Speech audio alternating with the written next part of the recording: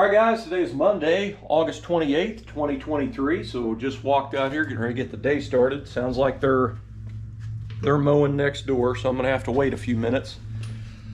But I just checked the weather forecast, and there is 0% chance of rain for all week, and the temperatures are a lot lower than they have been. I haven't been able to put full days in on Steve's car for several days of that. Because of the heat. It was just way too hot. When I get overheated like that, it just takes my energy out, and I don't want to do nothing. So this week I'm expecting to get a lot done. So this is going to be a pretty heavy duty week I'm going to put in, and I don't know, I'm not even going to make any goals because I don't want to rush anything. Do my usual steady pace and make sure everything's done to my quality level that I'm comfortable with. So I'm going to get started. All right, so I got the gas tank pulled back out. So I've been taking some of the stuff off the engine to get the engine ready to pull. I was going to try to leave the distributor in it and go ahead and pull the engine, but I'm afraid this is not going to be back far enough when I put the hook in the very end here, and I'm afraid the engine's going to tilt back and that distributor's going to hit that firewall and scratch it, chip it, or dent it, or all three. So I went ahead and put it back on zero and decided I'd go ahead and pull the distributor out, and I can't get the distributor out. And I thought that I put the distributor in this engine like a year or so ago, or two. But apparently I didn't, because I don't remember at all, because I wouldn't have put this on there. That's a first for me, seeing a wire style hold down. I mean, these may be fine, but to me that is super cheesy, and it's just crusty rusty. And had I have put it in there, I would at least sanded and painted that. I would have actually brought a distributor clamp, a GM one, to Steve's house and used it. So I did not put the distributor in, but I did do the plug wires and the plug wire dividers and stuff on it. So the distributor won't come out because what I think is going on is I think the body's too far forward. So it's not going to work. But you know, they're pretty tight clearance anyway with the factory points distributor. This is an MSD, but it's, you know, it's the size of a points distributor. So I think my best bet is I'm going to go ahead and take all the body mounts out of the car, and I'm going to try to shove the body back on the chassis a little ways, and then I should be able to get it up out of there. So I'm going to have to, there's a couple of things I'm going to have to be careful for when I'm putting the car back together, and that's to make sure the body's not too far forward. And I've said this in a few of my videos. If you guys don't have the money to do a side engine mount conversion to pull the engine forward, if you're planning on running an HEI distributor, you can loosen off all your body mounts and everything and your steering column, and you can kind of shove the body back a little bit. I actually did it on my first hardtop. I just didn't have the money for motor mounts when I first got the car, so I just shoved the body back as far as it would go. And it worked. I mean, I got the distributor in there. It's a little bit on the tight side, but I did have a little bit of clearance off the back of the firewall. But Steve is getting side engine mounts. I don't think they've come in yet, so I'll have to try to get those on.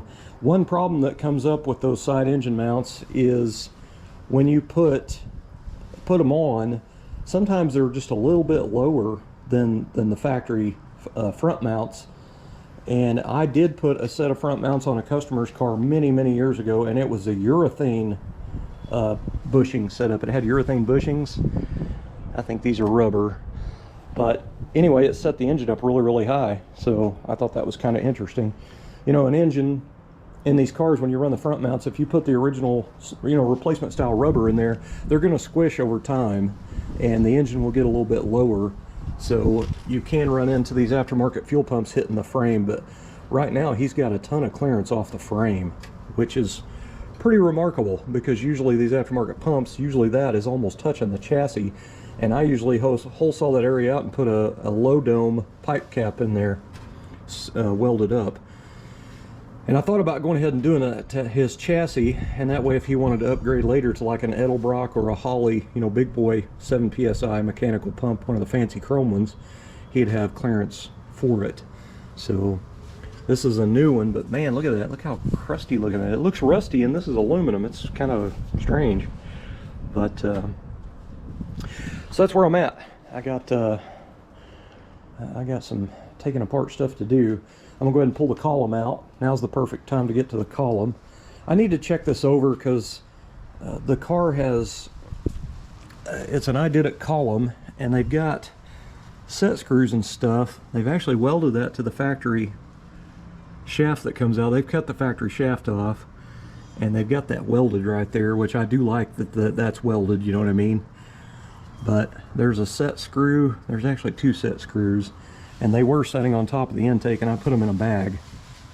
So I've got to try to figure out how all this is gonna play out, because I've never put an identical column in one of these cars. More work. So these body mounts, they used those peened lock nuts where they got the peen in them.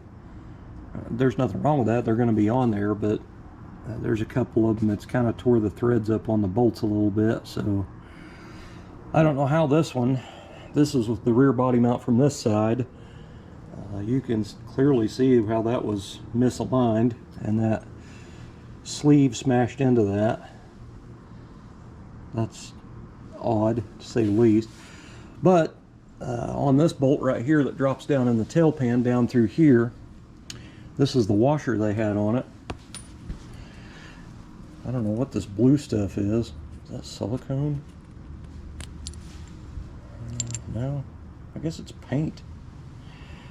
But anyway, they had a 3/8 bolt in that hole in that, and I mean, the bolt would probably, yeah, I guess it won't fall through there, but it's damn close. Look at that. That's I think you're supposed to put 1/2-inch washers on a 3/8 bolt there, guys, but whatever. It won't be that way when it goes back together. Alright guys, so the majority of the bolts that go in a Tri-5 into the body, where the nuts are inside the body braces and stuff in there, the ones that don't take nuts, that you have to put on physically, they take a 2 1/4 inch long bolt. They had 2-inch in there. I am not kidding. This thing was probably on there with 2 threads. No joke. That's awesome. I was like, wow, that come off there really fast. So amazing. All right guys, when you're doing your body mounts on your Tri-5 Chevy, most of the body mount kits that you buy, like the urethane ones, they don't come with bolts. Now they'll come with the, you know, the big washers and stuff, but they don't come with the bolts. So you'll have to buy bolts and nuts and lock washers and that kind of stuff.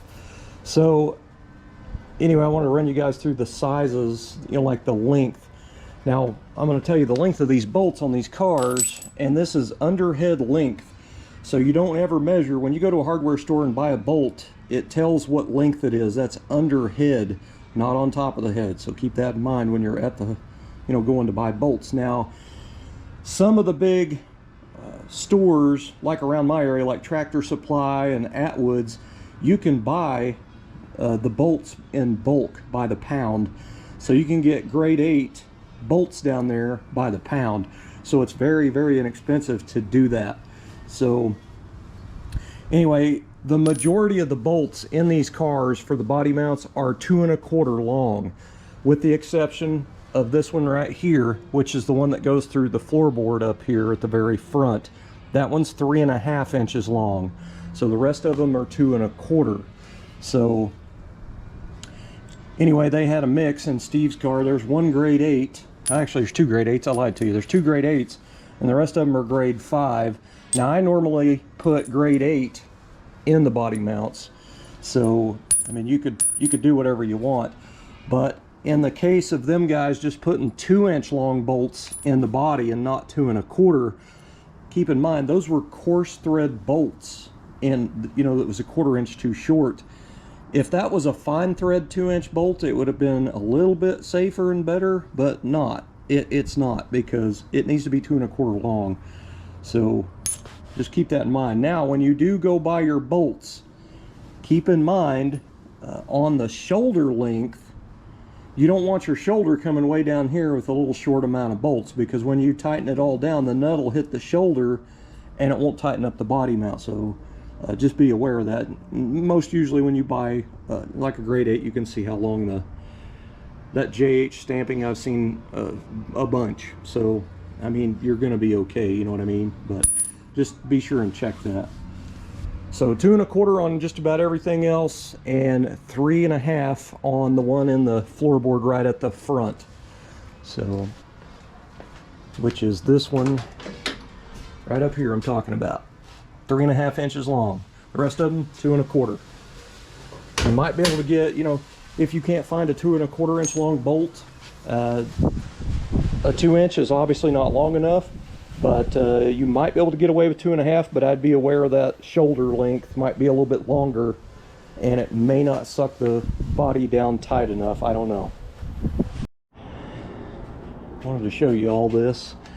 So this frame horn right here has been put on this chassis. You can see the weld right here, and they've welded that right there. So this bolt hole's been slotted up and down a little bit. But when you measure from the ground to the horn, it's a 1/2 inch off. So this one is a 1/2 inch lower than this one. So they didn't even get this put on right. The car sets at a hard lean, and I know most of the bend is back here in the back where they've put a piece on. I don't know if I've actually showed that or not. I think I did, but I don't remember. So they've chopped this, and this is all crushed in down here, and they just filled it full of weld. And this is right here where they've got the shackle hangers moved to the inside. They actually MIG welded the cast steel to the steel frame. I mean, they've still got some bolts in it, but they didn't put the bolts on the bottom on the other side on both sides. They just got these bolts in. It's also been seamed here. But the car has a really, really bad lean, and it could be the leaf spring, but anyway, you know, trying to put that gas fill tube in here, it was sitting right on the frame and still wasn't going in, you know, lining up good. So I'm pretty sure this frame rail right here, probably when they cut it apart, it probably sprung, and it's, you know, there's not a lot of support in these frames, but you can bet they didn't even try to square that up. They just patched it. Not sure who did that. He's not sure who did that. He said that could have been done, you know, when he bought the car, so he doesn't really know for sure who done all this. But we got a nice frame, nice straight frame. It's, you know, going to go in there, and this thing is going to be really, really nice. Got the engine hanging out here, so wanted to show you a little something here. So when they painted the engine, they left the front mounts on, so none of this got painted behind. So I'm putting side mount engine mounts on it, so we're not using these anymore. So this is going to be visible. So I would probably have to go in here and probably try to mask off just this front section of the engine right here, and just scuff all this up, and then go in and paint this part on both sides, which is doable. However, this is a lot darker than that, so I don't know if they put that paint over black. I don't really know what they did, so I'm just hoping that the paint in the can that he brought me that's supposed to be off the car actually matches this. So this has kind of turned into a big mess here. So I got a big old drip of oil here. Look at that. So let's take all the bolts out of the oil pan and timing cover and put shiny new bolts in, and, you know, break the seal on. Look at that.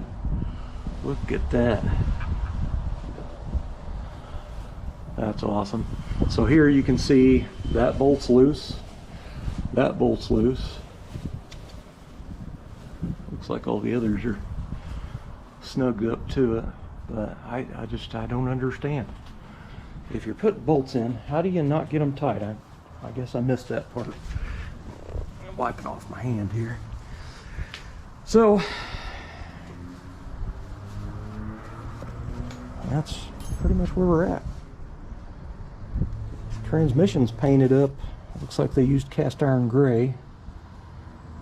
This is 700 R4. So I don't know if the engine's been, or the transmission's been rebuilt, or if that's just a Krylon rebuild. I don't know. Which this is most likely the Duplicolor aerosol cast iron gray.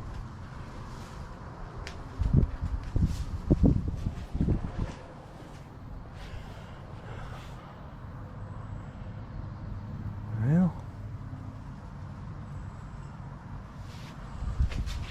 so I got my engine book out when Steve was here the other day and wanted to make sure this was a 327. There is the casting number right there. That is 3858180, and it in my book it did say it was for a 327. I don't remember the years, but it's definitely a 327. So that's pretty awesome. So when Steve was here a couple days ago, I was talking to him about some clamps for the brake lines, because you know, I'm gonna have to drill holes and all that stuff to put brake line clamps on the new chassis anyway. This is a pre-bent, you know, brake line kit for running a dual reservoir master and stuff. They used plastic, and they're too big, but this is actually single clamps, but they've just kind of doubled them up on and used one screw, you know, put them back to back. But anyway, it looks terrible. It's a white plastic line clamp that's too big for the line, which that is super cheesy to me. Why put white on there? But you know, I guess black was too hard to get or something. I don't know. I don't know if those came with the kit or not. If they do, that they would definitely not be used if I bought the kit. The other thing they did was for the brake line to go back, they bent it to go up and under and then back on around the idler. That's unique, to say the least. Alright, so I set the engine and trans down on a little wheel dolly that I've got 4 layers of cardboard on. So anyway, I set it on there. Now I can, you know, roll it over here, and it can be moved pretty easy. So while I was setting this down on this, I had my hand on this valve cover. You can hear that. The valve cover is not tight, so I put these on. So I put these bolts on, but it's these up here that are not tight. So I just noticed this. There's Allen bolts in here, and there's no washers or anything under there, and the top is just not even tight. That side's not moving. Golly, I can't believe this crap, man. That would have been a hell of an oil leak. You know what?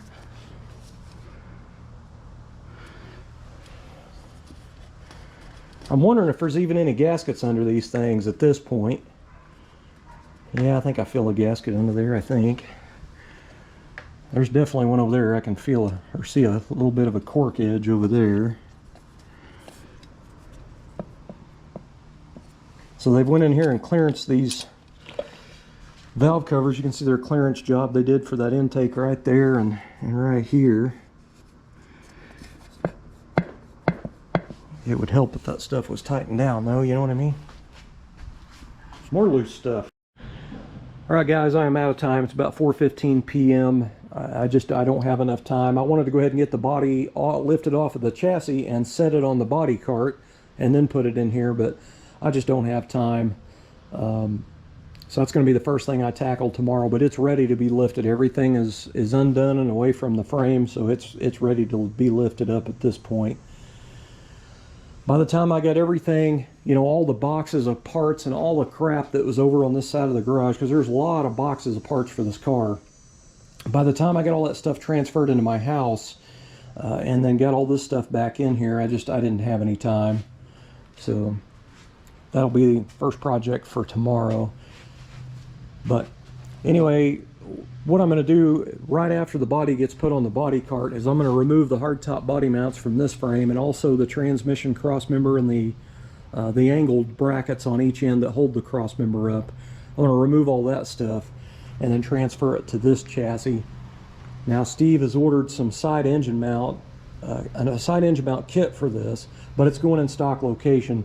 We're not moving that engine and trans location anywhere on the frame except for stock location. He's using a small bodied MSD distributor, so we don't need to move the engine forward. Also, he has a custom made drive shaft here that's been balanced and new U-joints and everything, and it's for the stock location stuff for a 700 R4 with this 10 bolt, so it's all that's good to go. But what I'm going to do is I'm going to set the engine and trans into this frame after I level the chassis tomorrow on jack stands. I will probably have to put shims underneath the jack stand and stuff to get it all leveled out, but I'll zero it all with bubble levels. I'm going to set the engine and trans in with the original front engine mounts, and that way I know it's in the stock location, and then I can set my 3 degrees down on my tail of my transmission and then figure out where my cross member is going to go in there and get those mounts put on. So I got quite a bit to do tomorrow, and then when he gets the side mounts here, I hope that's tomorrow that he brings those. I don't even know if he's got them yet.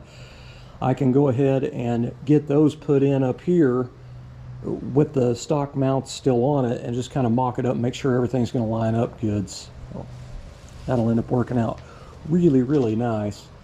But I got quite a bit of work still to do before I even paint the chassis. So the rear end that's in the car, I'm going to have to pull it off of this chassis, and I'm going to have to take the perches, leaf spring perches, off of it and reload. I had him get new ones, so we're going to relocate those on the rear end to fit the stock location leaf springs, because all this stuff's been moved inboard.